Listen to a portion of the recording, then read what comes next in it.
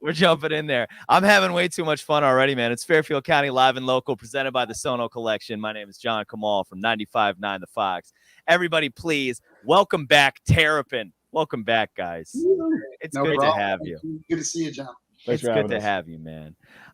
It's been what is it? It's October, so it's been 10 months since the last time we all spoke. Oh, wow. And so many things. I know, right? Like so many things have happened. You guys were gearing up for a big live stream that you did at the Bijou that went over beautifully. And I guess I want to start tonight by just asking you guys, like, what has being back at shows been like for you? I mean, look, there's nothing like playing live, right? I mean, that's just right. There's just no way to replicate it. And as much as it was really great to play and do some incredible work for great organizations, of which one we'll talk about tonight, over the spring, the getting back in front of a real audience with appreciation for the stuff that we've done, and honestly to debut some of the material that we've been working on was incredibly rewarding, and all culminating honestly with this Halloween weekend. So really great. Obviously it's still a little bit dicey out there with every place is slightly different, but we're ready to go, and so playing live has been phenomenal. Go ahead. I'd like to jump in. The tour started down in Annapolis, Maryland, and I'll tell you, some people told us, "Hey, last show we saw, you guys. First show we saw after COVID, you guys." Wow. They were out of their mind. They were doing the conga. I've never seen this at a judge show. Doing around the audience, like dun, dun, dun, dun, dun, and the servers are coming through with the beers. It was just absolute bedlam, and we loved it. Well, Paul, I'm glad you said that, because I was going to ask, what was the first gig that felt relatively normal for you guys, and like, how did that feel? That was the one. That was it. And they, previous to that, they had plexiglass up around the stage. So really, I was sweating bullets going down, going, I don't know how we're going to do this with plexiglass around the stage. We got there and it was gone, and I was so excited. And a new thing developed where they were like trying to tip the artist by throwing money over the plexiglass, right? And so they just didn't bother to throw it over the plexiglass. They just threw it on stage, and I've never seen this before either. That's not a new. Got myself 20. That's not a new trick, man. That's from chicken houses in the 50s. I was gonna say that's an old but so old it's new trick. Yeah, that's a rediscovered trick. Alive then, One guy. That's like the scene. That's like the scene in Blues Brothers behind the chicken wire, and they all start throwing the beer bottles. Yeah. It's one of the best scenes of all time. Yes. Rawhide. That's right. That's the song. And then they do "Stand by Your Man" afterwards. That's right. I still know how to do that dance. Oh my God. That's awesome.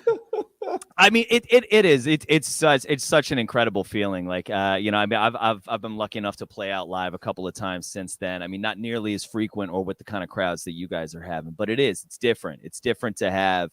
Yeah. There's a third type of show. There's a third type of playing that we discovered in COVID. There's always been, practice by yourself with the band, and then there's been playing out. But then we created this weird in between of like, we're out, but we're live streamed, and we are live, and it is playing live, but it's not at the same time. Right. I mean, it's funny because this is top of mind. Like a week ago, I was going through some of our own archived material, and we have the Bijou show that we did back in January.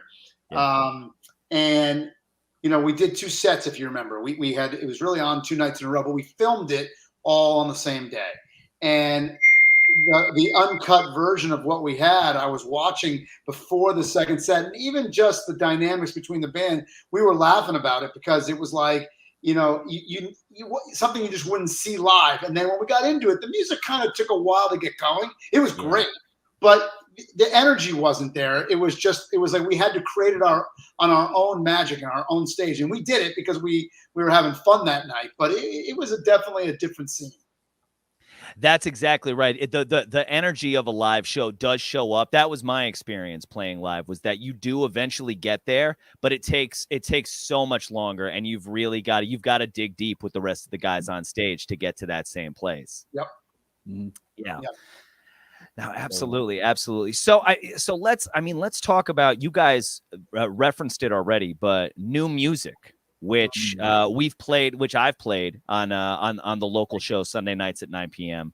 Yeah, thank you for which that, we're gonna play again. Yeah, of course, man. Which we're gonna play again this Sunday.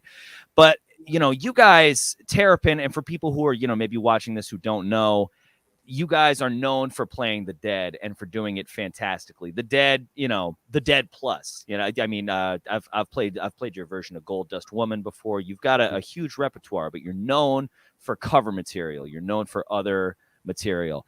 That being said, we've got this new song, Light of the Moon, that we've played a few times, and there's a lot more coming.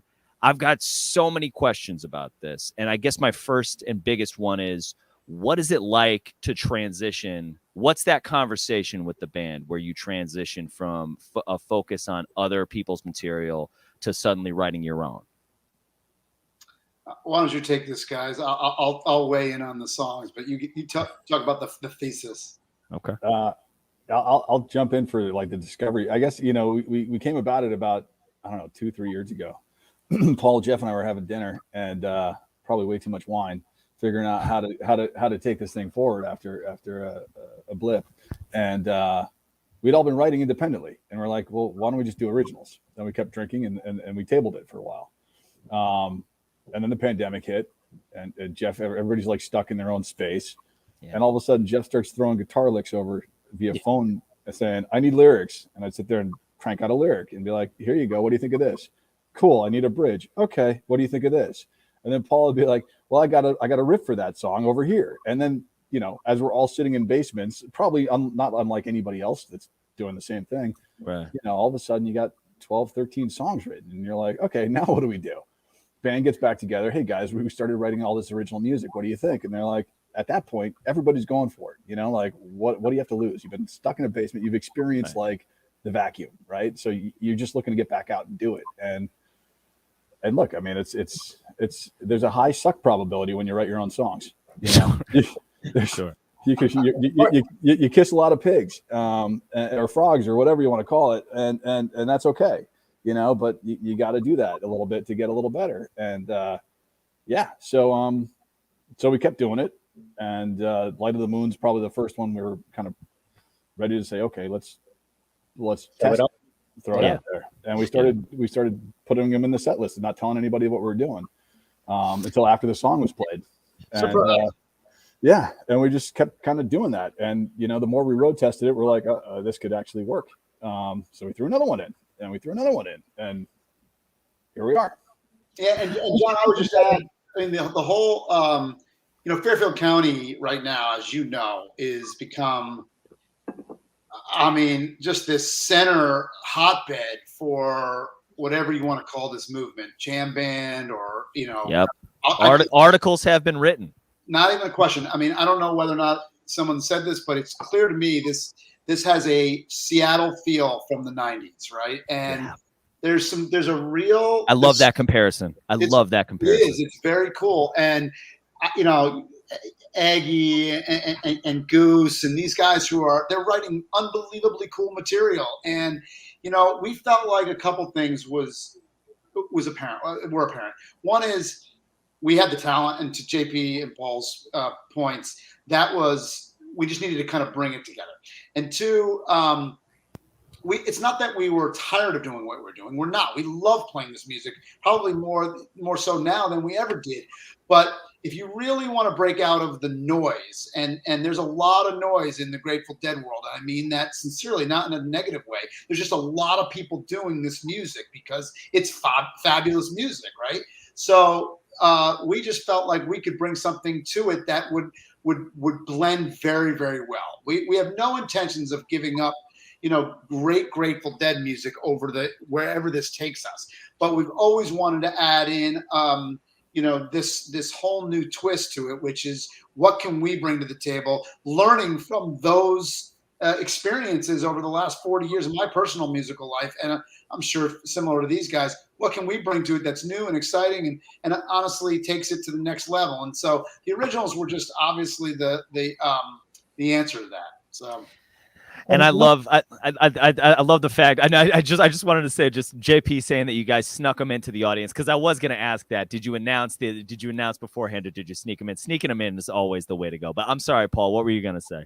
I was just going to say, it's not too dissimilar to the path that the Grateful Dead actually took, right? Yeah. If you think about a lot of bands, yeah. It's the 50th anniversary of Skull and Roses, right? If you listen to that live album, they've got me and Bobby McGee and Johnny B. Good on there, right? They were mixing it up a little bit with the covers to kind of get their stuff to flow. So we're just taking that some kind of a path. Weren't they known as the world's greatest cover band at one point? They were. That, I mean, it is. It's a path that a lot of bands have taken. I mean, the Disco Biscuits were known for doing a lot of Fish covers in the 90s. And then you've got, I mean, Van Halen started out as just the ultimate bar cover band, but years before they even started doing any kind of original material themselves. It's a very natural progression, Well, I think the other thing is like, look, the Dead are important to us on every level imaginable. I think the most important thing is the ability for us as musicians and people to listen to each other while we're playing. That is the most important thing. Right. If you can't do that, then the jam band's meaningless, right? So the originals are a way we can express that in a new way, right? So we all have our own influences, right? I love the Who, and I mean. Genesis is like one of my favorite bands of all time. So how do I work those influences into what we're doing in a way that still fits our motif? That's the magic. Well, and so you mentioned in a way that still fits your motif, because I did want to ask, was there any kind of pressure from yourself or from the rest of the band to make the songs kind of deady? If that makes sense, or to have them sound a certain way? Was there a this doesn't sound like Terrapin moment? You know what I mean? Never that. I don't think in that sense. But you guys, for me, it's always like I'm never happy. Like I always think it sucks. Like I don't want it to sound like. So I'm like, oh my god, does this sound like crap? Versus does it sound like the Dead? But they work themselves out, and everybody has sort of an input to it, and why does it sound like it does? Probably because we've been playing with each other for now 8 years, and it's going to end up sounding like that no matter what we do. But no, we never had any direct conversations that way. And I think at the end of the day, what I'm always looking for is, would I go see this? Yeah, fair point. If it doesn't float in that, then I wouldn't want to pursue it, or I'd want to change it to make it fit that. Great point. Yeah, that's the ultimate litmus test for really any creative thing. It's like, is this, the goal is to make the thing that you want to go see that no one's made yet, right? Yep. I think the other thing that I learned from the Dead, I don't know if it was just because this is the way they wanted to do it or they were just lazy, who knows? But at the end of the day, there were many tunes that, in the Dark album, which came out, in 1987, I guess. 90%, if not all of those tunes, had been road tested for 5 years, right? So 82 is when Touch of Grey came out, and Hell in a Bucket first came out, and Brother Esau came out in 83. And so all the stuff that ended up on that album had serious road time, right? And it was a way for them, and that's why that album was really, honestly, it was V2 of the Grateful Dead. Maybe some would argue V4, but it was where the Dead actually became pop and mainstream, right? Yep. And in my opinion, that by the time they got into the studio, those songs were baked. They knew what they wanted to do. And so Light of the Moon's now had at least 5 live iterations, 4 or 5 live iterations. Yeah. Some of the new stuff, Northbound Train, you'll hear, and there's some really cool stuff coming up that is going to get out there. Hopefully on the 30th, we're going to get 2 or 3 out as well. And that will start getting its road testing. And then ultimately, by the time we hit the studio, I'm convinced these things will sound different than they will day one, but ultimately in a much better position. it's a luxury that really, and I hate the term jam band, but it does fit here. Is, you know, it's a luxury that jam bands kind of have exclusively, of being able to road test material like that over a long period of time. I think there were some, you know, I like Pearl Jam used to do that too. Yep. They would have songs that they would have on the road for years and stuff like that. But it's first of all, it's a great way to save money on studio time. Oh boy. Because when you write in the studio, that'll just add up very fast. I've made that mistake with every band that I've been in, every single one of them. Well, all right, yeah, man. I mean, you know, you guys talked about briefly this sort of renaissance that's happening in Fairfield County and really Connecticut on the whole. As people who have been here for, you know, who've been on this scene for so long and have been able to watch it, you know, at least as long as I have, if not longer, what are you excited about? What are you most excited about? Because there's a lot going on right now. Yeah, I mean, whether it's a band, a new venue, whatever. What's the thing that's like exciting you the most about the music scene in Fairfield County and Greater Connecticut? Yeah, the whole system has now been developed, right, in order to not only attract talent, but it has created a reason to come to Connecticut, right? Yeah. So now bands want to come here, and they know that, one, the audience is super educated, right? They are really into this music. That's well said. You've got to create, like, it's almost like it's a litmus test you got to pass, right? I mean, Tedeschi Trucks, I think they were here, I don't know, 4, 5, 6 times over the COVID era. You had, J-Rad has been here God knows how many times. Oh yeah, I mean the residency at Westville, that was every other weekend. It was like, oh yeah, we're going to J-Rad again. Okay. Yet, you know, and I know they were excited about that because the audiences showed up, and more importantly, they're going to listen. And I think what's been happening in the last, you know, this is a gross over exaggeration, but the concerts I've attended over the last 10 years, there's been such they become almost social events, right? And yes, you know, sometimes it's really annoying. People are on their phone or doing this, doing that, and music becomes secondary. Connecticut's not like that. You come to these events, people are into the music, they're educated, they want to hear good stuff, they're willing and accepting of new material. They and this now is a destination, and that's great. It's no longer just a stopover between New York and Boston. It's like a place people have to play. I love it.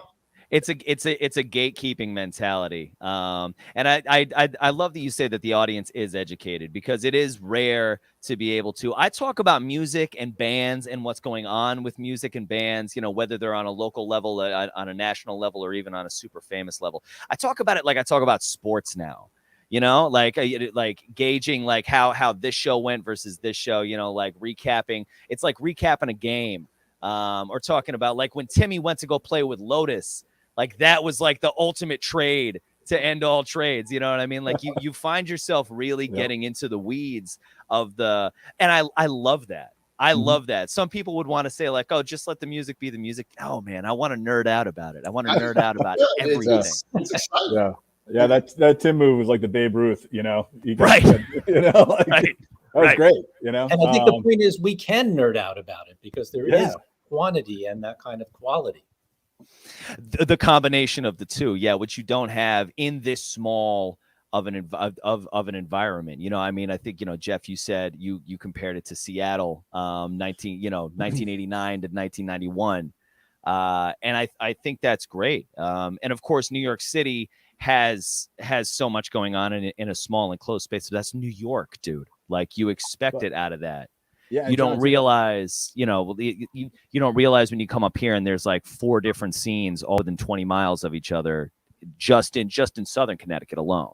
Correct. Yeah, and I think what we'll see over time is probably something like you'd see in New York or Boston, where you have that kind of artist development idea of like venues will start to scale bands up as they go, right? Like it used to be, you'd have the acoustic in Bridgeport, you'd have, I don't even know what in Westchester, something in New Haven, you know, and now you've got Garcia's probably right in Westchester. But that didn't happen until 2013 or something like that. Like I remember I was booking a band I was in at the time. We did a lot of Dead, They're still kicking around. And I used to call places to get gigs, and they're like, no, we don't book dead bands. They don't draw, you know. And that's calling restaurants to have them move tables and move PAs in and like do all that junk lugging stuff. And now it's like you can trip over a dead band, and everybody's booking them. There's millions of places to play. The venues have opened up.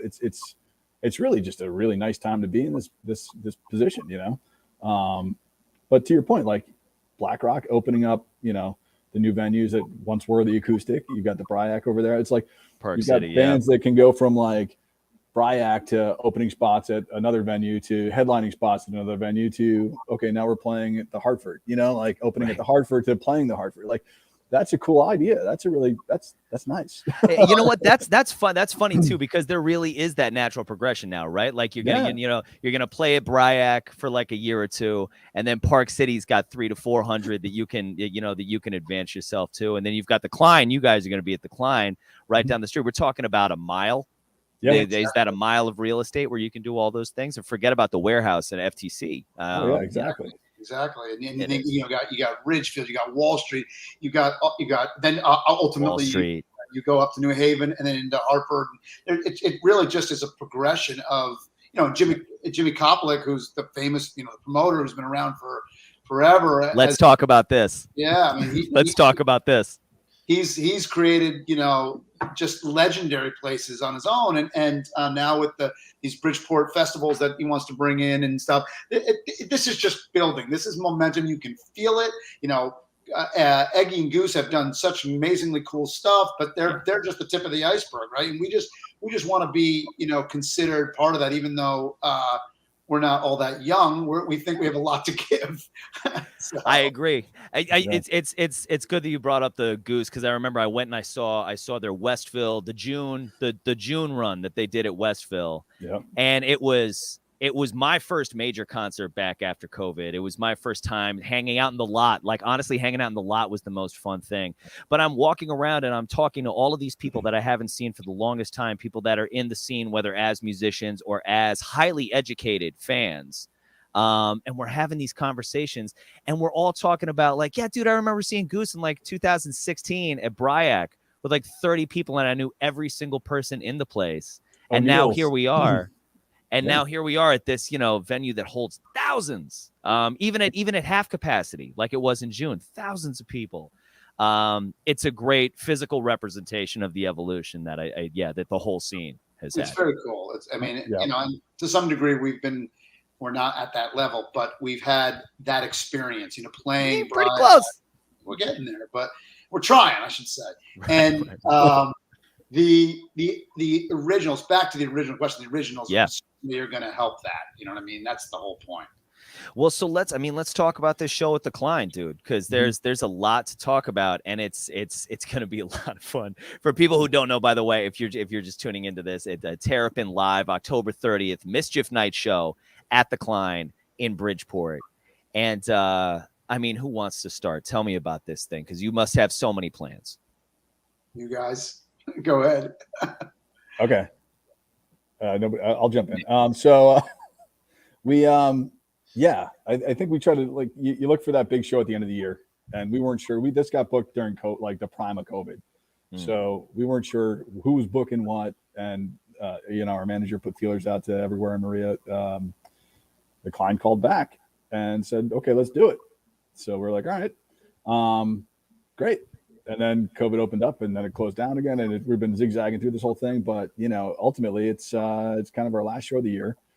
We spent, you know, the last couple of months touring about 5 states here and there, introducing the originals, kind of putting things out where we could and cutting things up. And this is kind of the, I'd say as I said when we kicked off the tour, it's kind of like you're going to go through this evolution with the band and kind of see where it's going. And just like COVID, we're zigging and zagging through everything and trying stuff out. And I think, you know, what Jeff said earlier about, you know, tossing a couple of other songs into the ring, I think you're going to see more of that. So if this is a show where you're kind of into seeing more of new stuff and seeing kind of the evolution of what a band can do, then come out and see this show, because that's going to be exactly what it is. On the music side, now, when we started this tour again, as I think I said before we got on the air, it's like we decided that 2021 was a year where we were just not going to make money playing music, and figured let's use our talents for good. Kind of like turn the pendulum a little bit. And with that, we decided to kind of help people out. So we looked at the Bijou. We did our Save Our Stages thing at the Bijou and raised some money to keep our friends over there alive. And Gary and team are putting along, doing great right now, and I'm glad to be a part of that. And then love the Bijou. Yeah, it's great, dude. It's a gem. And Gary's a lucky guy. So, with that, then it became the Why Hunger thing. And so Why Hunger, through relationships we've had for years, kind of just became a partner of ours. They were looking for fundraisers, and they're working with like bands like ours to help them support their efforts. So we jumped in and did a fundraiser for them at Garcia's and raised a bunch of money for them and made great friends with their team. And Hillary and their team are wonderful. And as we were doing the show, we said, okay, guys, can we get involved? Can we work with you on some capacity for this? And it's Halloween and people are parents and it's tough to get away. And that's the reality of life, right? So I was like, well, let's do this. Why don't we do we have a fundraising page on their site. So why don't we do a QR code, come in, shoot the QR code, donate $5, $10, whatever you can while you're at the show. Instead of a beer, feed somebody, buy somebody a meal, Tell me more about Why Hunger though. Like what's the mission statement? What's the overall goal there? Yeah. So Why Hunger started in 1975. Harry Chapin, the folk artist, and DJ Bill Ayers put this thing together basically to stop hunger and poverty. Looked at America as a very wealthy opportunity and had a very solvable problem. So they built this organization and used artists like Bruce Springsteen and probably everybody you've ever heard of who's Carlos Santana. And then they became like the second, third tier. So we're somewhere in that second, third tier. And so we became an artist against hunger and poverty with Why Hunger, and they're kicking off their Hungerthon, which is their kind of kickoff of November 1st around Thanksgiving time. And they run it straight through the holidays, where it's just a big fundraising effort for them. And we're kind of kicking it off a little early here in Connecticut for them because our date's right before that. But, I equate it to the, if you think about the idea of Thanksgiving and giving back and the holidays, I think it's the perfect kind of kickoff for that. And this is a great organization to get a little awareness and support around that are going to help people have good Thanksgivings and holidays. Definitely. Yeah, it's really a phenomenal organization run by really great people. And obviously there have been some incredibly successful artists who have given their time and their effort to help solve what is ultimately a very solvable problem. And we, as the richest nation in the world, should be better at this, but we're not. And so that's one of the things that we just want to dedicate our time. And as far as the Klein's concerned, John, I mean, look, it's the penultimate part of the year for us. This is a gigantic show. We are blessed to be playing what we believe is, if not, the center of the sort of Black Rock area, but also just to be able to grace the stage from the people that came before us. I mean, there have been world famous, world class, Hall of Fame artists that have been there. So we are honored to be able to do it. We are super excited. It is a large hall, and for us that's an enormous challenge. But we're taking it on, and hopefully we're going to fill the place. So that's the goal. And best of all, they have really been accommodating to us. They're bent over backwards. We're super excited about being there and having a booth for Why Hunger and another sponsor, a Queso Water, which we should mention as well. And we've got a great show prepared, right? So the whole thing is lining up quite nice. So it's on Mischief Night, dude. Are there going to be some shenanigans?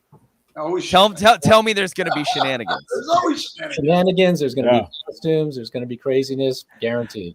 Cool. All right. So costumes. I have to ask about the costumes. Like, so are you guys trying to keep it a secret, or are there some announcements for costumes? Because we're debating that right now. We may come out naked. We don't know. We haven't figured that one out yet. No, hey, we're not doing that. The Red Hot Chili Peppers did it. That's not going to happen. But yeah, they were in much better shape, as we discussed earlier. You don't want to see this.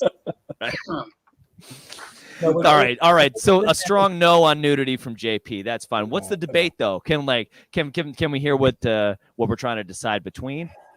Well, we're trying to think thematically. Like, we can't all come out and be like a hodgepodge of something, right? So we're trying to think of an Agreed. overall theme. You know, what's the back line versus the front line? You know, My vote is Disney princesses. oh no, That's pretty good. tutus for everybody. Yeah, That's pretty tiaras, good. the whole thing. But you have to come and see. That's a good point. That's a good point. You will have to come and see the show for yourselves on October 30th at the Klein, man. I'm going to be there, guys. I really just can't wait, and I'm glad that we got to sit down and talk about this. It's for a great cause. It's going to be the thing to do on Mischief Night, the night before Halloween in Black Rock, and tickets are still available right now. Yep. Website, can they get them at your website? Can they get them at the Klein? Where can people buy tickets? You can get them in all of the above, and we've got a bit.ly that's just Terp Klein, TERP Klein. That's a direct link to the whole shenanigan. Yeah, and we are we're actually heading to Paul's house in like the next half an hour because we have our practice tonight. So it's going to be getting ready for the show. So if you have any requests, now's the time, John. Right. I probably built this city on rock and roll. I mean, when it's Halloween, I got to be knee deep in the hoopla. There you go. I got to be. That's awesome. All right. Should do it though, really. Yeah. Bye. Guys, thank you for taking time out of a practice night to sit down and talk with me. New material from Terrapin coming out. Terrapin Live October 30th at the Klein, and then this Sunday on Fairfield County Live and Local, we're going to be playing Light of the Moon again. So you can check out some original material from Terrapin, and we'll replay some clips from this conversation because I really just did have so much fun talking music with you guys, as I always do. You're giving tickets out, no? What's that? We've got some tickets to give away. We've got some. We've got to give away. We've got to give away in the works. Me and Maria, me and the fabulously talented Maria Schwartle have to figure out the finite details. But I promise that I will give a definitive answer this Sunday at 9 p.m. So yes, there is also a chance that you could win tickets to this event as well. Possibly this Sunday, possibly all of next week. We're not sure yet. We're gonna figure it out. But yeah, more on that later. For right now, though, guys, thank you so much for hanging with me tonight. I do appreciate it. Stick around for a sec after I end the live feed. But yeah, for everybody watching at home, Terrapin, check them out at Terrapin Band. Make sure you buy tickets to the show at the Klein. It's going to be a great time. Thanks again for watching Fairfield County Live and Local.